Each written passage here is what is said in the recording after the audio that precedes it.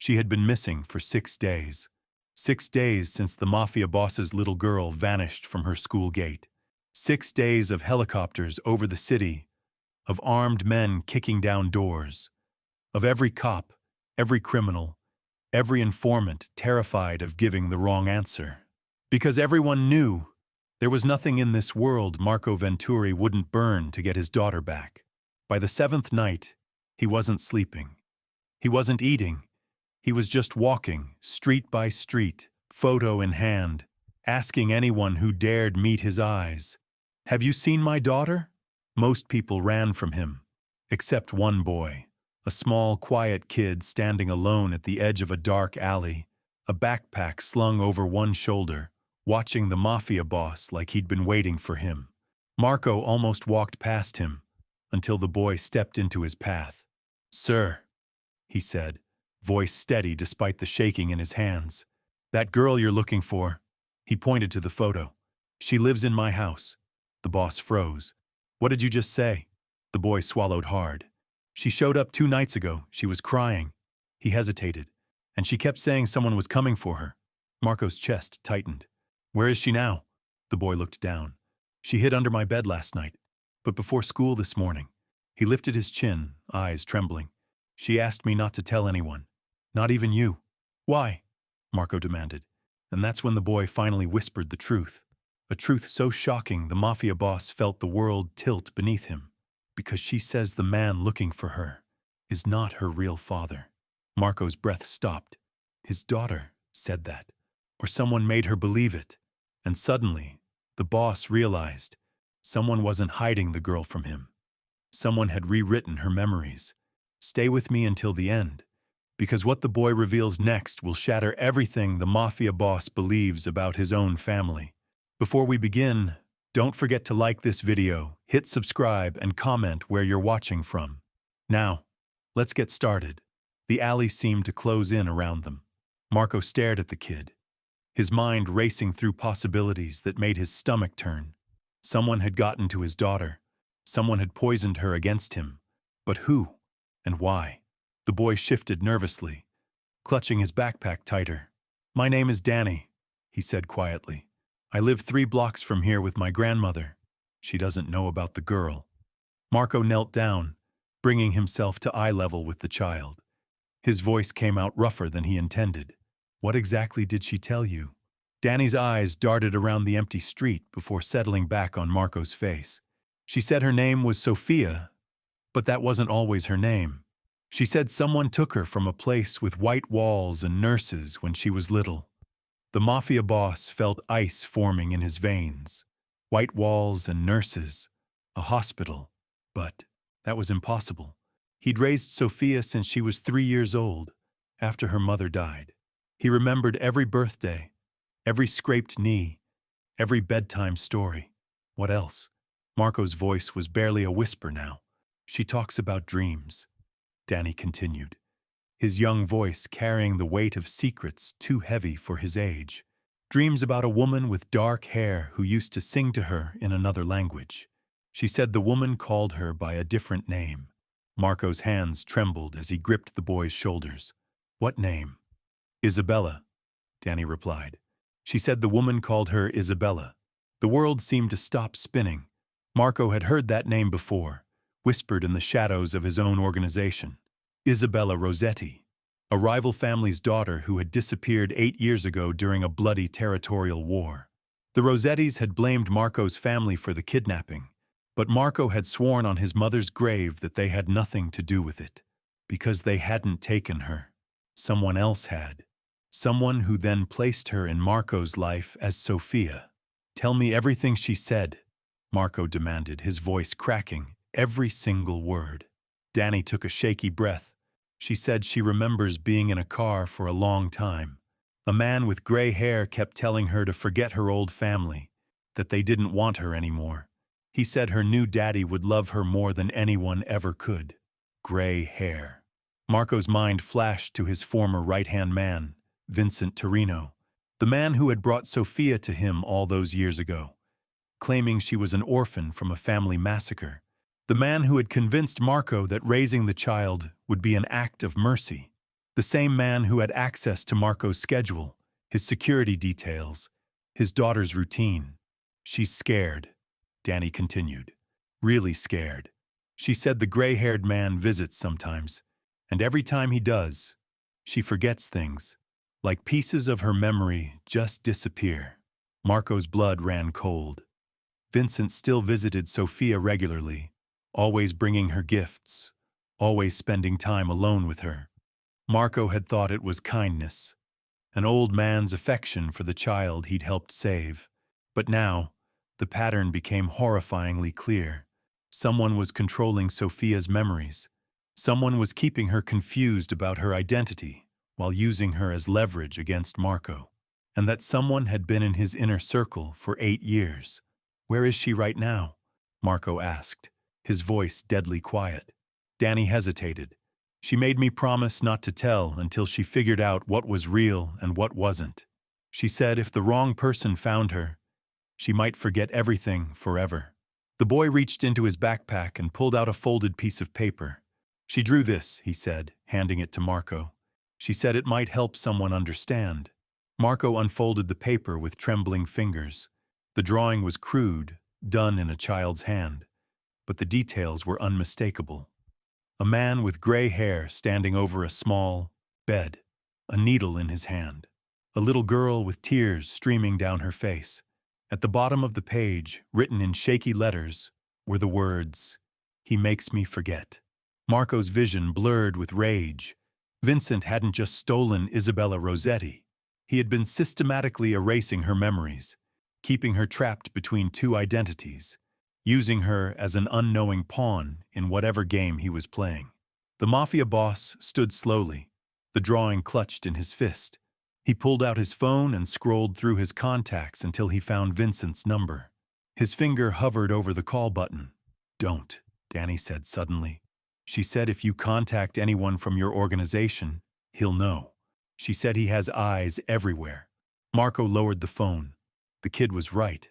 If Vincent had been manipulating Sophia's memories for 8 years, he would have contingency plans.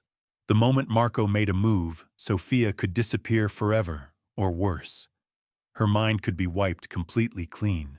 "How long has she been staying with you?" Marco asked. 2 nights, Danny replied. "But she's getting weaker. She says the headaches are getting worse and sometimes she can't remember my name. She's afraid that if she stays away too long, she'll forget who she really is." Marco felt his heart breaking. His daughter, the little girl he'd loved and protected for 8 years, was fighting to hold on to fragments of a stolen identity while the man responsible walked freely in Marco's own house. But there was something else. Something that made Marco's blood burn with a different kind of fury. If Sophia was really Isabella Rossetti, then the war between the families had been built on a lie. Vincent had orchestrated everything, letting 2 powerful organizations tear each other apart while he pulled the strings from the shadows. How many people had died because of Vincent's deception? How many lives had been destroyed while he played puppet master with a stolen child's memories? "Take me to her," Marco said, his voice carrying the weight of 8 years of betrayal. Danny shook his head. "She said she'll only come out when she's ready, when she's sure about what's real. Then what does she want me to do?" The boy reached into his backpack again and pulled out a small object wrapped in tissue paper. "She said to give you this. She said you'd understand what it means." Marco unwrapped the tissue with shaking hands. Inside was a small silver locket, tarnished with age. He'd never seen it before, but when he opened it, his knees nearly buckled. On one side was a photo of a woman with dark hair and kind eyes. On the other side, engraved in elegant script, were the words, "To my Isabella, forever and always, Mama." This belonged to Maria Rossetti, Isabella's mother. Sophia had somehow kept this hidden from Vincent for 8 years. Despite all the memory manipulation, despite all the confusion, some part of her had held on to this one precious link to her real identity. "She remembers more than he thinks," Danny said quietly. "The memories come back in pieces when she's sleeping. That's why she's been having nightmares." Marco closed the locket and slipped it into his pocket.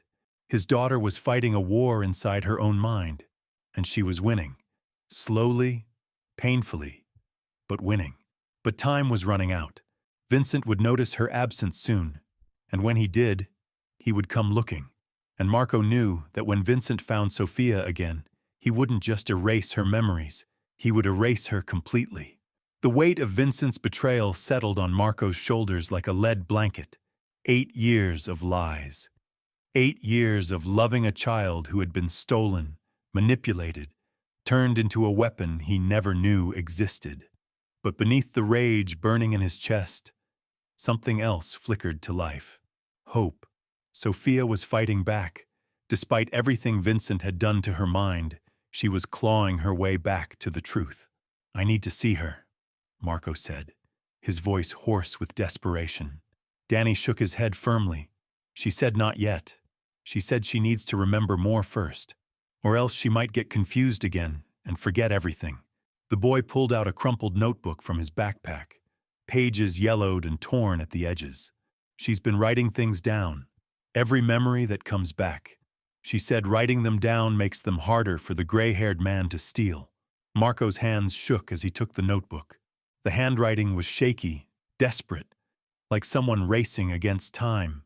Page after page of fragments, snippets of a life stolen and buried. "I remember a garden with red flowers. Mama used to sing while she watered them. The gray-haired man gave me a shot yesterday. I forgot Mama's face for 3 hours. My real name starts with I. Isabella? Irene? I can't remember. There was a dog, a big brown dog that slept on my bed. What happened to him?" Marco read each line, his heart breaking with every word. This was his daughter's mind fighting for survival, holding on to pieces of herself that someone else was trying to destroy. "She's getting stronger," Danny said quietly. "Yesterday she remembered more than she forgot. She said that's never happened before." "How?" Marco asked, though he was afraid to hope. Danny smiled for the first time since their conversation began. "I think it's because she's away from him. Every day she doesn't see the gray-haired man, more memories come back. It's like her brain is healing itself."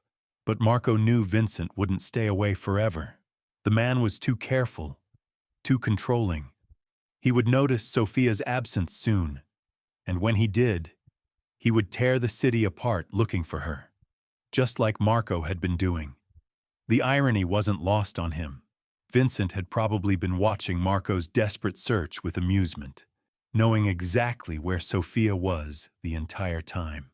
"There's something else," Danny said, interrupting Marco's thoughts. "She asked me to give you a message if I found you." "What message?" The boy took a deep breath. "She said to tell you that she knows you love her, the real her, not just the person they made her pretend to be. She said she can feel it, even when everything else is confusing." Marco's vision blurred. Even with her memories fractured, even with her identity stolen, Sophia had somehow held on to the love between them. It was the one thing Vincent couldn't touch, couldn't manipulate, couldn't steal. But she also said something else, Danny continued, his voice growing smaller. "She said she's scared that when she remembers everything, you won't love her anymore, because she'll be someone different than the daughter you thought you had." The words hit Marco like a physical blow. His little girl was afraid that discovering her true identity would cost her the only father she'd ever known. She was choosing between her real past and her stolen present, and either choice meant losing something precious. "Tell her," Marco said, his voice breaking, "that I don't care what her name used to be. I don't care who she was before. She's my daughter, and nothing will ever change that." Danny nodded solemnly. "I'll tell her. But mister, she's running out of time. She said the headaches are getting worse, and sometimes she can't tell the difference between dreams and memories." Marco felt panic rising in his throat. If Sophia's mind was deteriorating under the strain of fighting Vincent's conditioning, she could lose herself completely. Not to Vincent's manipulation, but to the battle itself. "There has to be something we can do," Marco said desperately. Danny hesitated, then reached into his backpack one more time. "She gave me this too," he said, pulling out a small tape recorder, the kind they used in schools. She said she's been recording herself at night, when the memories are strongest. She said if something happens to her, someone should know the truth. Marco took the recorder with trembling hands and pressed play. Sophia's voice filled the alley, quiet and scared but determined. "My name is Isabella Rossetti," she said into the darkness. "I was taken when I was 3 years old. My mama had dark hair and sang in Italian. My papa had a scar on his chin and smelled like coffee. Vincent Torino stole me from them and gave me to Marco Venturi. But Marco didn't know. Marco thinks I'm his daughter, and I love him like he's my real papa. But I need to remember who I really am before they make me forget forever." The recording continued, Sophia's voice growing stronger as she spoke. She talked about fragments of memories, about the injections Vincent gave her, about the fear that lived in her chest every time he visited. But she also talked about Marco, about feeling safe in his arms, about the bedtime stories he told her. "I don't want to lose either family," she whispered into the recorder, "but I think I have to choose, and I think the choice is going to hurt everyone I love." Marco stopped the recording, unable to listen anymore. His daughter was carrying a burden no child should ever bear, caught between two identities, two families, two versions of love. But as he stood in that dark alley, holding the evidence of 8 years of deception, Marco realized something that Vincent had never counted on. The Mafia boss wasn't just fighting to get his daughter back anymore. He was fighting to give Isabella Rossetti the choice to decide who she wanted to be. And if that meant helping her remember a family he'd never known, if it meant potentially losing the child who had given his life meaning, then that's what love really looked like. The war between the families had been built on Vincent's lie, but it was going to end with the truth, no matter what that truth cost Marco personally. "Where is she hiding?" he asked Danny. The boy looked uncertain. "She made me promise to wait until she was ready." But Marco could see the conflict in the child's eyes. Danny cared about Sophia, maybe even loved her, in the way children love the broken things they try to protect. He was torn between keeping his promise and knowing that Sophia was running out of time. "Tell her I'll wait," Marco said finally. "Tell her I'll wait as long as she needs, but also tell her that Vincent won't wait forever. And when he comes looking, I want to be there to protect her." Danny nodded and turned to leave, then stopped. "Mister," he said without turning around, "what if she chooses to be Isabella instead of Sophia?" Marco felt his heart crack, but his voice remained steady. "Then I'll help her find her real family, and I'll love her enough to let her go." The boy disappeared into the shadows, leaving Marco alone with the weight of his decision. He looked down at the tape recorder in his hand, at the notebook full of stolen memories, at the locket that belonged to a woman he'd never met. Vincent had played a long game, but he'd made one crucial mistake. He'd underestimated the power of love to survive even the most sophisticated manipulation. And now, Marco was going to show him exactly what that mistake would cost. Marco stood in the darkness, clutching the evidence of Vincent's betrayal, when his phone buzzed, a text message from an unknown number. His blood turned to ice as he read the words. "Looking for something, old friend? Come home. We need to talk. Vincent." The message was followed by a photo that made Marco's knees buckle. Sophia sitting in what looked like a medical chair, her eyes vacant and unfocused, wires attached to her temples, Vincent's face visible in the background, holding what appeared to be some kind of device. Marco's hands shook as he typed back, "If you hurt her, I'll kill you with my bare hands." The response came instantly. "Hurt her? Marco, I've been taking care of our little problem for 8 years, but it seems she's been having some memory issues lately. Nothing a small procedure can't fix." Danny appeared at Marco's side, having heard the phone buzz. "What is it?" the boy asked, his face pale in the streetlight. Marco showed him the photo. Danny's gasp echoed through the empty alley. "He found her," the boy whispered. "But how?" Marco's mind raced. Vincent was too smart to have left this to chance. He must have been tracking Sophia somehow. A chip, a tracker, something that would lead him right to her no matter where she hid. "Danny," Marco said, his voice deadly calm. I need you to listen to me very carefully. Vincent isn't just erasing Sophia's memories anymore. He's going to destroy her mind completely. The boy's eyes filled with tears. But she was getting better. She remembered more today than ever before. That's exactly why he's panicking, Marco realized. She's breaking free from his control, and he can't let that happen.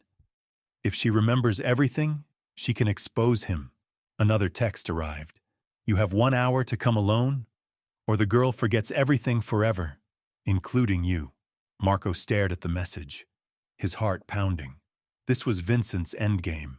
Lure Marco to a location where he controlled everything, then eliminate both problems at once.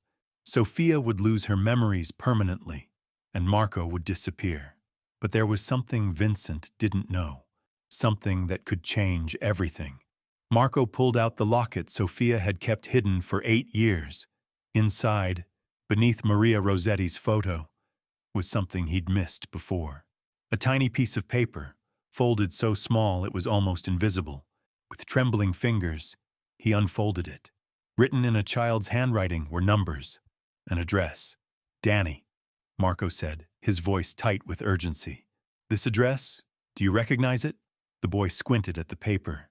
That's the old warehouse district. But mister, that's where all the abandoned buildings are. Nobody goes there. Marco's blood ran cold. Vincent had been using an abandoned warehouse as his base of operations, a place where screams wouldn't be heard, where medical equipment could be set up without questions, where a child's mind could be systematically destroyed. How long would it take to get there? Marco asked. Maybe 20 minutes if you drive fast, Danny replied. But mister, it's a trap. You know it's a trap. Marco nodded grimly. Of course it's a trap. But Vincent made one mistake. He thinks he's the only one who's been planning. The Mafia Boss pulled out his phone and dialed a number he hadn't called in years. The voice that answered was gruff, suspicious. Who is this? Antonio Rossetti, Marco said. This is Marco Venturi. We need to talk. The silence on the other end stretched for what felt like eternity. Antonio Rossetti was the head of the rival family, the man who had been Marco's enemy for 8 years, the father of the child Marco had unknowingly raised. You've got some nerve calling me, Venturi. Antonio's voice was filled with barely controlled rage. After what you did to my family. Listen to me, Marco said urgently. Your daughter is alive. Isabella is alive, and she's in danger. Another silence. When Antonio spoke again, his voice was different, shaking. What did you say? Vincent Torino has been holding her for 8 years. He's been erasing her memories, keeping her confused about who she is. He made me believe she was an orphan, made you believe I had taken her. You're lying, Antonio whispered, but there was hope in his voice. Desperate, painful hope. She has Maria's locket, Marco said. She remembers the garden with red flowers. She remembers your scar, the way you smelled like coffee. He heard Antonio's sharp intake of breath. Those were details only Isabella would know. Details Vincent could never have told Marco. Where is she? Antonio demanded. Marco closed his eyes. This was the hardest thing he'd ever had to do. Vincent has her. He's going to destroy her mind completely in less than an hour. But Antonio, I need you to know something else. What? I love her too. For 8 years, I've loved her as my own daughter. And if we're going to save her, we have to work together. The phone went quiet except for the sound of Antonio's ragged breathing. 2 fathers, 2 men who had been enemies, both fighting for the same child. Tell me what you need, Antonio said finally. Marco felt a weight lift from his shoulders. Vincent thinks I'm coming alone. He's not expecting the Rossetti family to show up with me. Where? Marco gave him the warehouse address. Antonio, there's something else. When we get Isabella back, she's going to have to choose between the father who raised her and the father she was stolen from. And I want you to know that whatever she chooses, I'll respect it. Marco. Antonio's voice was thick with emotion. Thank you for loving her when I couldn't. As Marco hung up the phone, Danny tugged at his sleeve. Mister, what about me? I want to help too. Marco knelt down and put his hands on the boy's shoulders. Danny, You've already done more than you know. You saved her life by bringing us together. But this is too dangerous. She's my friend, Danny said stubbornly. She trusted me when she was scared. I can't just let you go without me. Marco saw something in the boy's eyes that reminded him of himself at that age. Fierce loyalty, unshakable determination. Okay, he said, but you stay in the car. No matter what happens, you stay safe. As they walked toward Marco's car, Danny asked quietly, "What if she doesn't remember either of you when this is over?" Marco's heart clenched. It was possible that Vincent's final procedure would wipe Sophia's mind clean, leaving her with no memories of anyone who had loved her. Then we'll help her make new memories, Marco said. All of us together. The drive to the warehouse felt like the longest 20 minutes of Marco's life. Behind them, 3 black cars followed at a distance. The Rossetti family, coming to reclaim their daughter, coming to end a war that should never have started. Marco's phone buzzed. Again. Another message from Vincent. 10 minutes, Marco. Come alone, or she becomes a blank slate forever. Marco typed back quickly. I'm coming. But as the warehouse came into view, its broken windows like dead eyes staring into the night, Marco knew this wasn't just about saving Sophia anymore. This was about exposing Vincent's web of lies, about giving 2 families closure, about letting a stolen child finally choose her own destiny. Vincent thought he held all the cards, but he was about to discover that love, real love, was stronger than any manipulation he could devise. The war was about to end, not with bullets or blood, but with the truth that a brave little girl had fought so hard to remember. Marco parked the car and looked back at Danny. Whatever happens in there, you remember this. Sophia fought for 8 years to hold on to pieces of herself. Tonight, we fight for her. As he walked toward the warehouse, Marco could hear the other cars pulling up behind him. 2 fathers, united by their love for one child, ready to face whatever Vincent had waiting for them in the darkness ahead. The final confrontation was about to begin.